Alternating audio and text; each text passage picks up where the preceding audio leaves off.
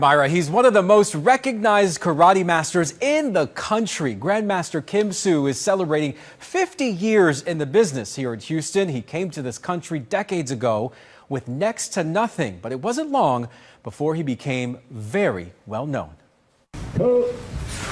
He's devoted his life to teaching others respect, confidence, and discipline through martial arts. Some students have been here 40, 50 years with me. Yeah, it's amazing. Grandmaster Kim Soo has seen thousands of students pass through the doors of his Kim Soo Karate over the years. And he's promoted more than 600 of them to the coveted black belt. I'm 79, but still teaching. I came to the United States to teach and to share my knowledge. That's my sole purpose.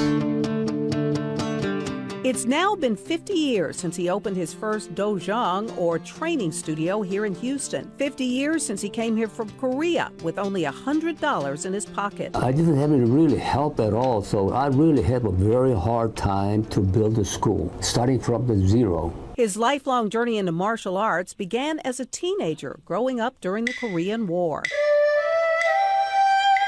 Everybody wanted to fight at the time during the war times. People are not nice. Then I got beat up a couple of times. I lost confidence really bad. So he turned to karate, which offered him a sense of peace and belonging. He went on to teach martial arts in the Korean Army service, but it wasn't long before he set his sights on America. That's what I decided. I want to go here as a pioneer. I like to help out the people who need really martial arts. But his first few months in Houston were tough. He had to leave his wife and young son behind in Korea and was homeless in the beginning. I couldn't teach martial art. I couldn't make any money because I don't have any green card, no work permit. Kim remembers going to the immigration office not knowing what to expect. Why do you like to live in America? That's the first question. I told him America needs me. That's what I told him because I was nervous. He was granted a work permit and started sleeping in an empty building on Clay Street in downtown Houston. But then he saw an opportunity in that old building. Without any money, I just remodeled it myself. In 1968, he turned it into a martial arts school. So I thought maybe when I open school, I get a lot of students. But I opened school, nobody showed up. Only one guy came. Kim never gave up. Slowly, he started recruiting students and also began teaching martial arts at Rice University and the University of Houston.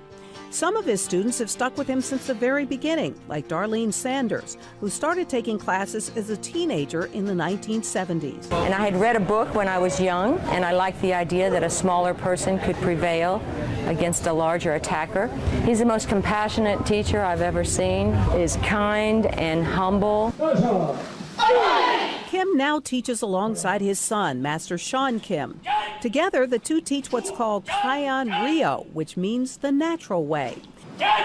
It emphasizes a balance between mind and body, rather than simply learning to kick or punch. We focus less on the winning and losing mentality. It's being more of an inward type of training where you're focusing more on the mental side. Before and after every class, their students recite the dojang hoon, or training oath. It teaches them to respect others and reject violence. Got to learn how to respect first. Oh, I have to bow. You don't respect? How can I teach you? Most people have the misconception that it's all about punching, kicking, self-defense, violence. But if anything, it's probably the opposite. It's not only teaching discipline and how to respect others, but also just being in control of yourself. Knowing when to avoid a situation rather than to engage. Rucha Choa and his sister Kimberly have been training at Kim Soo Karate since they were just 5 years old. We were in a bad neighborhood, and my mom specifically saw bullying in our neighborhood, and she didn't want us to have that same experience. Kimberly's training even influenced her college major. I teach here, and it kind of just influenced me to teach some more. I'm majoring in education. I'm actually wanting to be a teacher. And even entire families train together. Grandmaster has a smile, and he's kind to the kids, and he's just fun to be around, really. Kim's influence has earned him mayoral proclamations from 6 different Houston mayors over the years.